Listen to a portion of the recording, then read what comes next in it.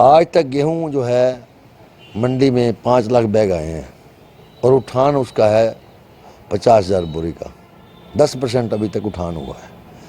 सरसों के 5 लाख बैग आए हैं क्योंकि वो 1 तारीख से आ रही है, 1 अप्रैल से, तो उसमें उन्होंने 3 लाख बैग उठाए हैं। 2 लाख बैग उसका भी पेंडिंग पड़ा है और सरसों बराबर आ भी रही है। जो उठान की स्थिति है बहुत विस्फोटक है। उठान हो नहीं रहा, मंडी में जगह कम पड़ रही है। अगर उठान होगा तो ही किसान को उसकी पेमेंट हो पाएगी।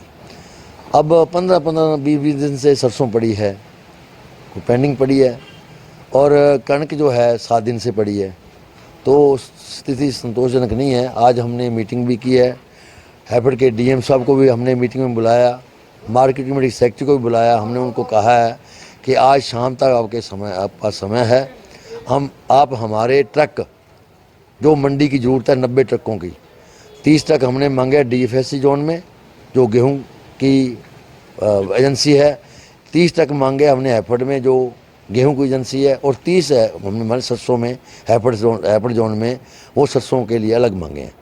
अगर 90 ट्रक हमें शाम तक नहीं मिलते तो कल हम हड़ताल करेंगे और हम कोई माल नहीं तोलेंगे और बिल्कुल धरना भी देंगे साथ। जैसे ही मंडी के अंदर गेहूं का सीजन आरंभ होता है वो आड़तियों के लिए सिरदर्दी का कारण बनता है। कभी बारदाना नहीं मिलता, बारदाना मिल गया तो सही ढंग से उसकी तुलाई नहीं हो पाती, यदि तुलाई हो गई तो सही ढंग से उठान नहीं हो पाता, और यदि उठान नहीं हो पाता तो जो हमारे जमींदार भाई हैं उनका भुगतान नहीं हो पाता, और भुगतान नहीं हो पाता तो जमींदार त्राही त्राही करता है। उसे खाद के लिए पैसे चाहिए, डीएपी के लिए पैसे चाहिए। नरमे की बिजाई का सीजन आरंभ हो चुका है और जब पहली परचेज शुरू हुई है 11 तारीख की, अभी तक उसकी पेमेंट नहीं आई, और पेमेंट जब आएगी जब उठान होगा। उठान ही नहीं हुआ तो पेमेंट कैसे आएगी। इसी प्रकार सरसों की स्थिति बड़ी ही भयानक स्थिति में पहुंच चुकी है। सरसों के अंदर आज 9 तारीख की परचेज के बैग्स अभी तक नहीं उठ पा रहे हैं। जो ठेकेदार है वो किसी प्रकार की व्यवस्था करने में नाकाम सिद्ध हो रहा है। हमारे प्रधान जी ने और हमारे पदाधिकारियों ने बार बार हैफेड डीएम से आग्रह किया और जितने भी प्रशासनिक अधिकारी हैं उनके सामने आग्रह किया कि स्थिति चिंताजनक है, और यदि बरसात ज़्यादा आ गई तो ये सारी की सारी गेहूं और सरसों की बोरियां डैमेज हो जाएंगी। आड़तियों को लाखों करोड़ों रुपए का नुकसान होगा और सरकार के गोदामों तक यह माल नहीं पहुंच पाएगा। हम सरकार से मांग करते हैं कि सरकार इस प्रकार की स्थिति पैदा ना होने दे, ताकि किसानों के अंदर आर्थिक संकट पैदा ना हो जाए, आड़तियों के अंदर किसी प्रकार की आर्थिक जो है वो बात वो पूरी ना हो पाए।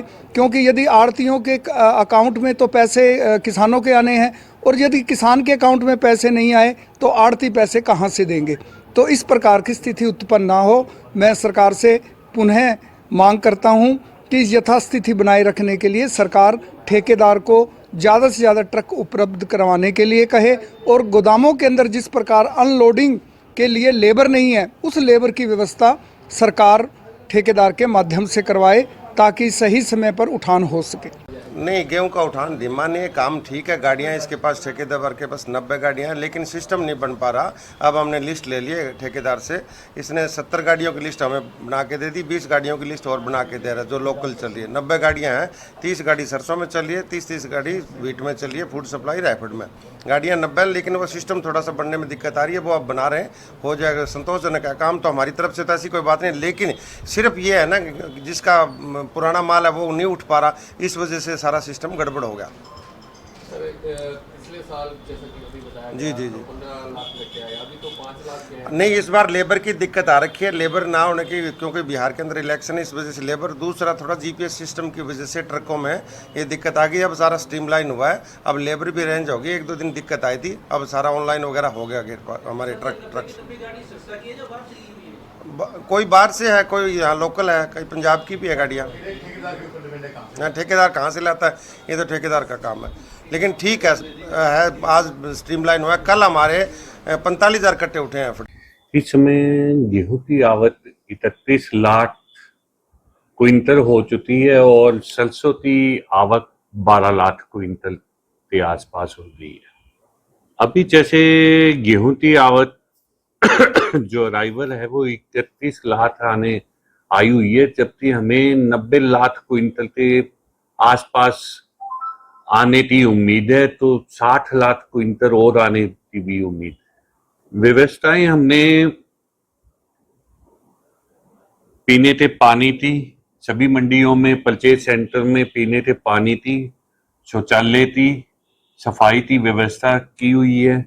इसी के साथ हमने सिरसा अनाज मंडी, कालावाली अनाज मंडी और डबूवाली अनाज मंडी में अटल कैंटीन खोली हुई है, जिसमें किसानों को 10 रुपए में भरपेट भोजन मिलेगा।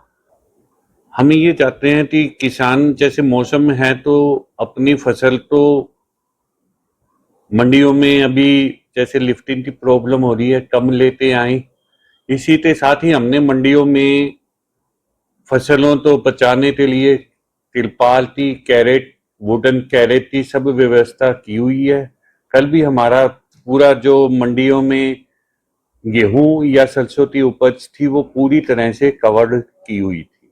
उठान की समस्या से हमें इसलिए हर बारी सामना करना पड़ता है कि मंडी में अराइवल 10 दिनों में ही पूरे जिले की अराइवल आ जाती है, जबकि जो हमारे लिफ्टिंग के सोर्सेज होते हैं वो